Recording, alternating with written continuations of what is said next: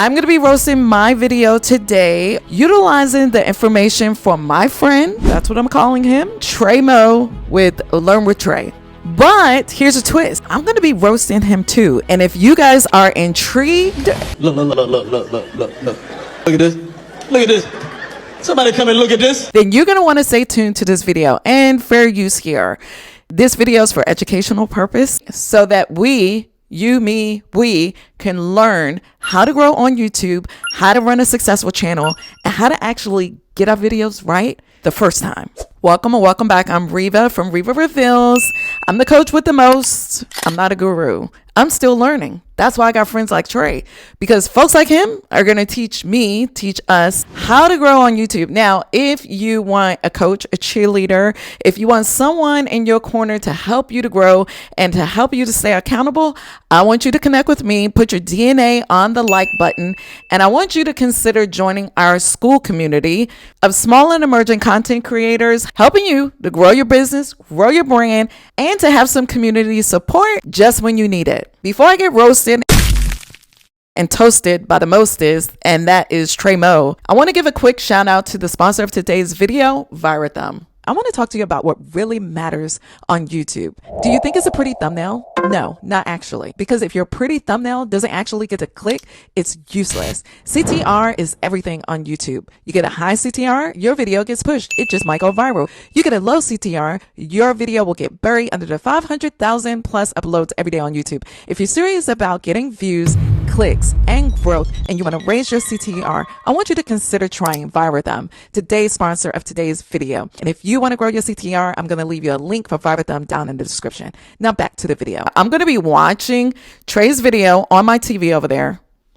This is my TV, and I'm going to be sharing with you my thoughts, my opinions, my objections, or whatever it is with what Trey is sharing with me. This is sort of a review video, and it may be a little bit long, so I'm probably going to leave timestamps down below so that you, even though I don't want you skipping around in the video, you can actually get to the pieces and parts that's important to you, but come back and watch the whole video when you have time. Thank you, sir. Thank you, ma'am. All right, so let's get into it. Watch and Learn with Trey, where we learn everything there is to know about YouTube. Now let's get into this video. Mistake number 1, telling people to like, comment, and subscribe. Wait a minute. Did I do CTAs early on in my first videos? If this is a video that you're interested in, then go ahead and hit the like button. And if you're feeling very generous, then subscribe. I probably did, and that probably was wrong. But guess what? I probably got a lot of sympathy subscribers. And I think in the beginning of my journey when I went viral, I got a lot of like sub for sub stuff happening down in my comment section. But guess what? I put that to bed. I stopped it because all that small content creator gather here is nothing but code or sub for sub. So I stopped it. But at the same time, I had a lot of genuine comments stating in the comment section that I was helping them with my tips, my tricks, my hacks, and all the things that I knew at the time at the beginning stage of me growing on my YouTube journey. So I agree with Trey in that don't ask for likes, subscribers, or any call to actions until you have brought real value to the people who are viewing your content. That's my request, sir or ma'am. Unless you give value, don't ask for anything in return. So let's get into the next tip.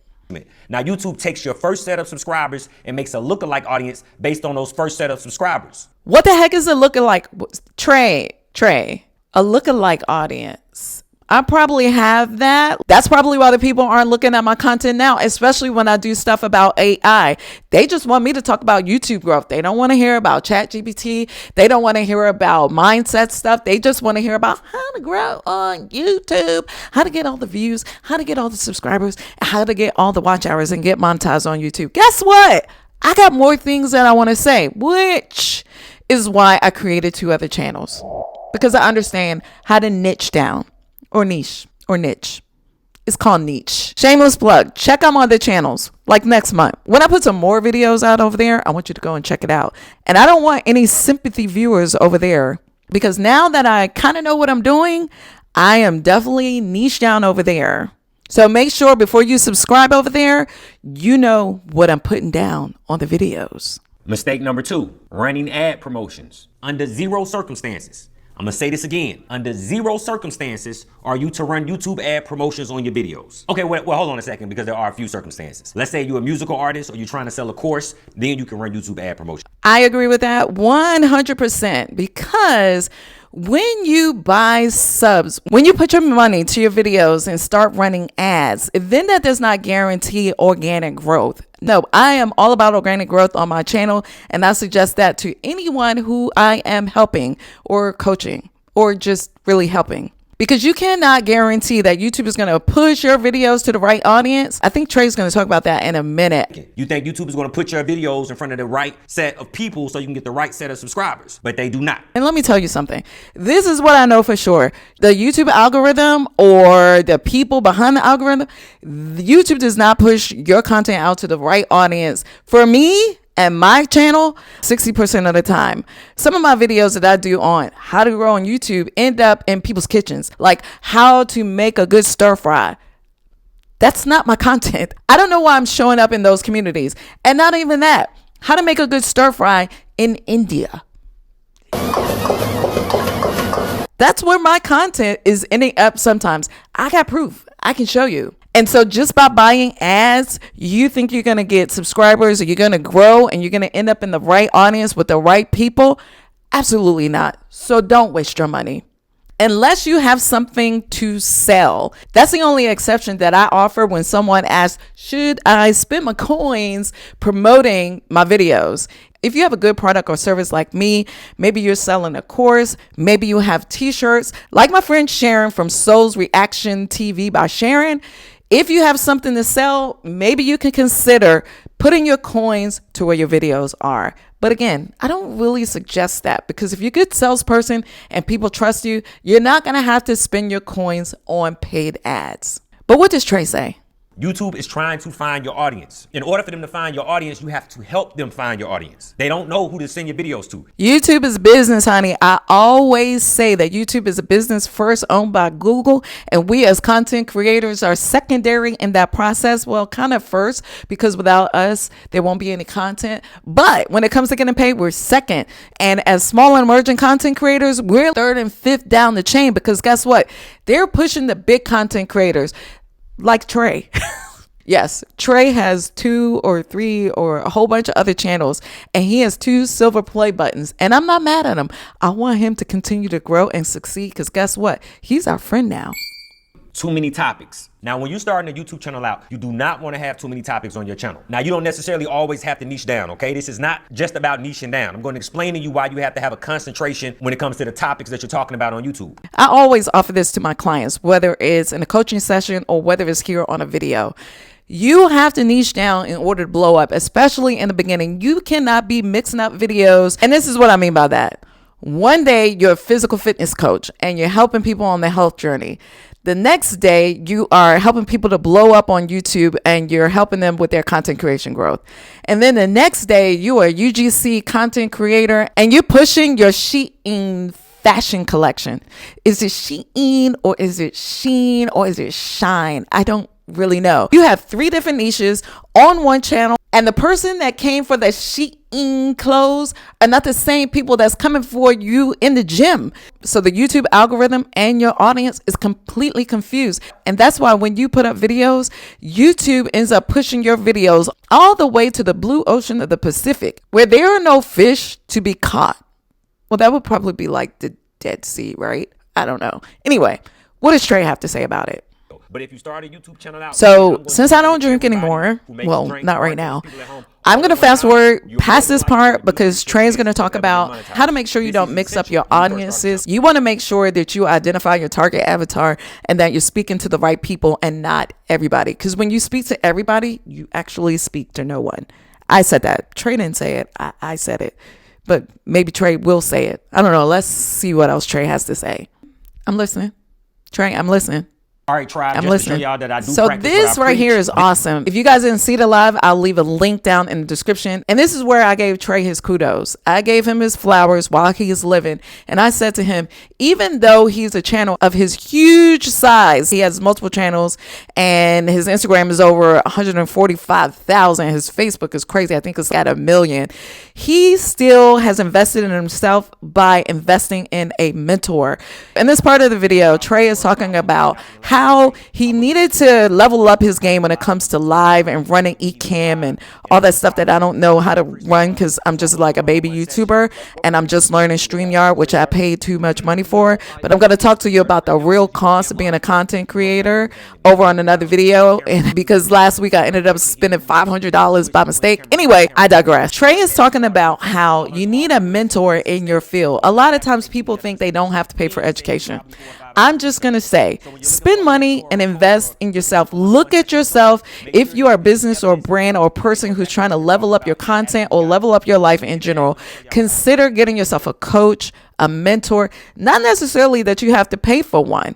Not necessarily that you have to pay a lot of money for one. Just find someone in a space and in a place, going and growing in a place that you want to operate in, that's already ahead of you. Be humble enough to understand where you are and be conscious enough to see where you want to go and connect. Just reach out like I did. I reached out to Trey and I said, hey, Trey, let's get together because I got some things to learn. I got some things to ask you and I want to ask you that on a live. And guess what he said? Yes, sis, let's do it. And guess what? I was like, holy crap, he said yes. Oh my God. Anyway, we're blessed to have Trey as part of our Revealer mentor, where we're pushing him as we continue to grow up and try to be like him, because that brother there has been on YouTube for 20 years. So why not have a better mentor than him? And if you want to connect with Trey, I'm going to leave you his channel down below. And I want you to consider subscribing and following him. All right, let's get back into the video. You're gonna need 4 or 5 sessions. So I made a program. I designed a cohort that's 8 weeks. A cohort. Trey has announced that he has a cohort that's going to be starting. I got to look on the internet and see when it's starting. And I suggest you do the same. Whether or not you want to sign up for this cohort, I think it might already be full. But he mentioned that he will have another cohort that's coming up, I think in late September. Please consider joining his cohort because that brother there has a lot of information and is helping content creators blow up on socials and on YouTube. I cannot wait to learn from Trey because I'm a part of the next cohort. Not to mention that, I just want to give a shout out to Rob the Maritimer. So don't be afraid to reach out to people that's greater than you because guess what? They may be wanting to sow a seed and you might be the ground that they found to plant it. What else is Trey saying? Let's get into it. Mistake number 5. Posting YouTube shorts in long form on the same channel. So if you've been watching this channel, you already know how I feel about YouTube shorts. You can go to my old videos and see exactly why I don't agree with posting YouTube shorts and long forms on the same channel. I'm not gonna break it down because I already broke it down 3 times for y'all on this channel.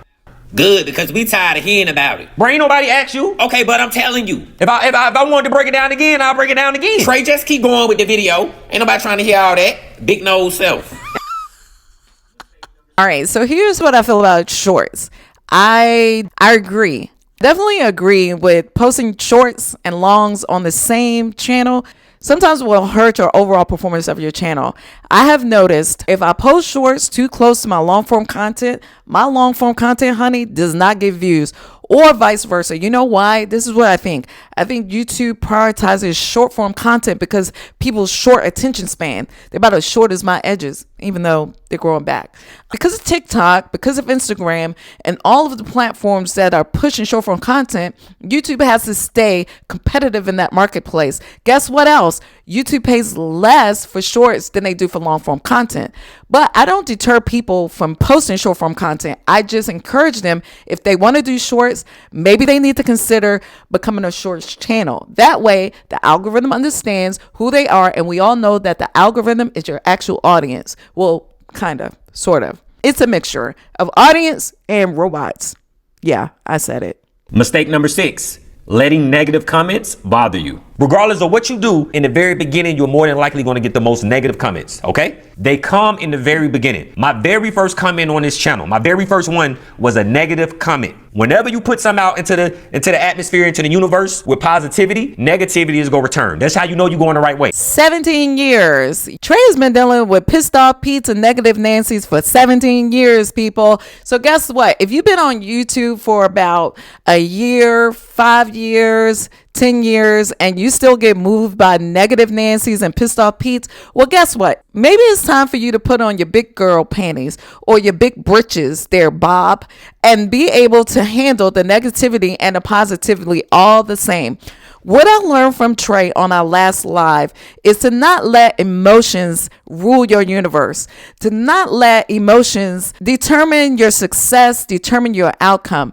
It's almost like you need to be stoic. You need to be middle of the road in order to reach the mountaintop. I'm just going to say it like that. That's something that I'm still learning, especially when it comes to like looking at the views and looking at the analytics, because you guys know I'm super statistical when it comes to the numbers. But guess what, baby? On YouTube, maybe you need to stay, or maybe I need to stay out of the analytics a little bit in order to protect my mental space.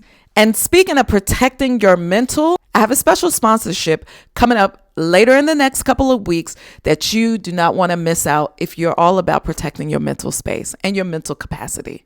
I do not let negative comments get to me. And more importantly, never ever respond to negative comments. Delete. But what people will do, they will skip over 50 positive comments and respond to the negative comment. And that is what you don't want to do. You never get a negative people to energy.